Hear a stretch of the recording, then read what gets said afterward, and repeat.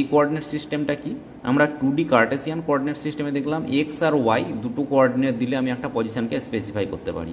আমি এক্স আর ওয়াই ছাড়াও আমার গণনার সুবিধার জন্য আমি কি নিয়েছি, এখানে একটা নিয়েছি রেডিয়াল ডিস্টেন্স বা পোলার ডিস্টেন্স, রেডিয়াল ডিস্টেন্সও বলা যায়। দেখো এ বিন্দুটাকে সূচিত করার জন্য আমি কি বলেছি, একটা ও বিন্দু থেকে আর দূরত্বে আছে এ। এখন শুধুমাত্র আর দূরত্ব দিয়ে যদি আমি এ বিন্দু বলি, তাহলে এ বিন্দুটা এই সার্কেলের উপর যে কোনো পয়েন্টে হতে পারে, তাই না? তাহলে তার পজিশানটাও কিন্তু স্পেসিফাই হচ্ছে না 2 ডাইমেনশানে, এই প্লেনে।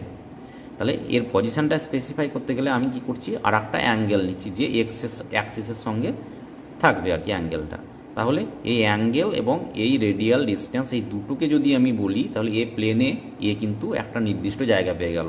আর থিটা যখনই তার পজিশানটা বলবো, সে কিন্তু ওই নির্দিষ্ট আর থিটার পজিশানকেই বোঝাবে, অর্থাৎ একে আমি কিন্তু সূচিত করতে পারছি একটা প্লেনে। তাহলে এটা হচ্ছে 2D পোলার কোঅর্ডিনেট সিস্টেম।